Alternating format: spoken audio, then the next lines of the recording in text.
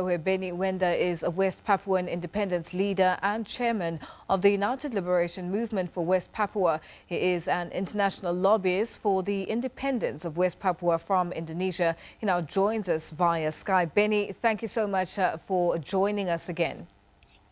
Thank you very much. Now, Benny, you were just giving us the details of exactly what took place on the ground during the protests where Papuan students took to the streets and protested peacefully, and then things turned violent with stones being thrown. Just give us the details of exactly what took place. Yeah, this is nearly 5 days now. Protests in West Papua demanding a referendum government. Now, one of the accusations is that they had disrespected the Indonesian flag. What's your take on this, and what exactly did they do with the flag? There is no one witness what happened with that flag. The people are saying that the West Papua military and the local community came out, the student dormitory, and they accused them the flag was, they are pulling down. But actually, the student, stayed dormitory and they didn't raise their flag because that is a student, they are human rights, their human rights. But then their own, they accuse them. So then, advise them that abusive, like monkey. You go to West Papua, monkey, go West Papua. That is one word that, Papua that, accuse them of racism. And this is the 50 years we have been racist word like call us monkey, call a monyet, go home. Now, Benny, there have been, accusations of a separatist movement which has sort of simmered over the decades in Papua, and, with frequent complaints of rights abuses by Indonesian security. Does this confirm that claim that, with regards to the violence that took place against the students and, the rights abuses by Indonesian security forces? This is last 58 years where, killing, imprisonment, torture is continuous. 500,000 men, women has been killed while I'm speaking, continue. So the people across West Papua, spontaneity came out. So you call us monkey. Monkey want to independent now. That's why they call Indonesia government to hold a referendum. We want to separate from Indonesia. So that is what happening in West Papua. And thousands of military are deploying in West Papua, and people are come out on the street peacefully and demanding the independent referendum. With the demands of the independent referendum, what's the reaction from government? Is government willing to have discussions, or is this the violent reaction from government or sending security forces to fight peaceful protests on the streets? This is, typical Indonesia. When we asking the, peacefully and call a referendum, even what referendum you written on the banner you carry, you've been arrested. And holding the flag, you've been arrested 15 and 20 years in prison. I myself ended up 25 years, and they want to kill me. I managed to run away. So my people are still continue to do that. So, but same time, Indonesia responded. Thousands of military are sent to West Papua. That is what's happening right now. Now, what's happening on the ground? There's reports of internet being cut off from the people of Indonesia. What's the latest? Have you been able to communicate with people on the ground? I can't, communicate last 2 days because the internet cut off. And Indonesia claimed to be the democratic country, vibrant country. But what's happening in West Papua, we are, the different treatment. And this is what's happening. But I be able to connect with the telephone call, mobile, through the mobile.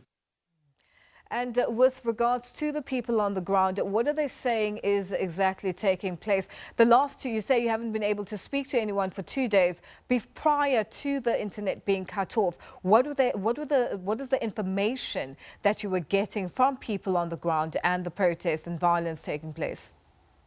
Now they, through their phone call and some of the information smuggled different places, and there is some of the local government, the internet, their access there, some of them smuggled in, and then just trying to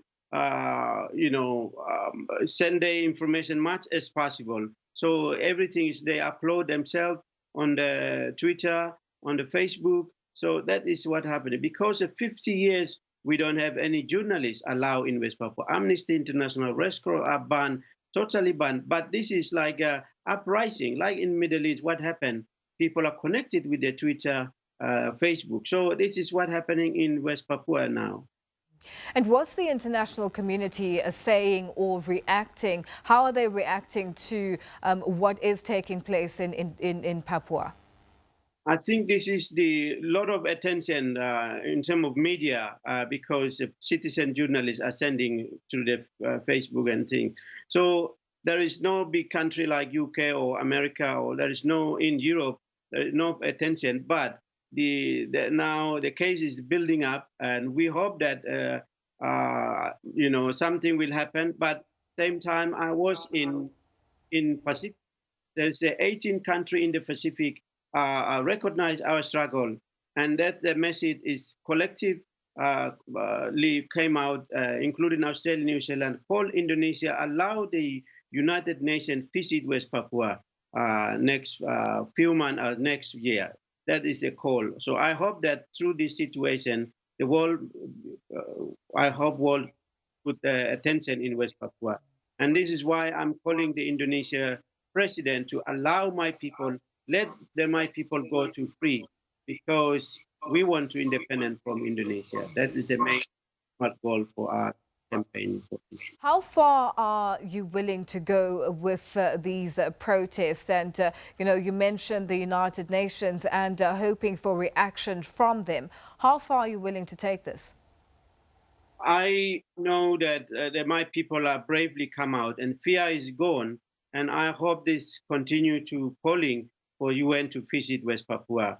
But also they sacrifice their life, and I know that there is a lot of military are sending in West Papua. 50 years, West Papua become a militarized zone in Asia Pacific. So now more 100,000 of military already deployed in the region. That's why I really need, for example, in the Africa leaders, or Pacific, or in Europe, or South America, or Caribbean, I really need your attention to get what happening to West Papua. The leadership has called for calm in West Papua. Do you think that they are taking the action or the violence that is, or the protests that are taking place on the ground seriously?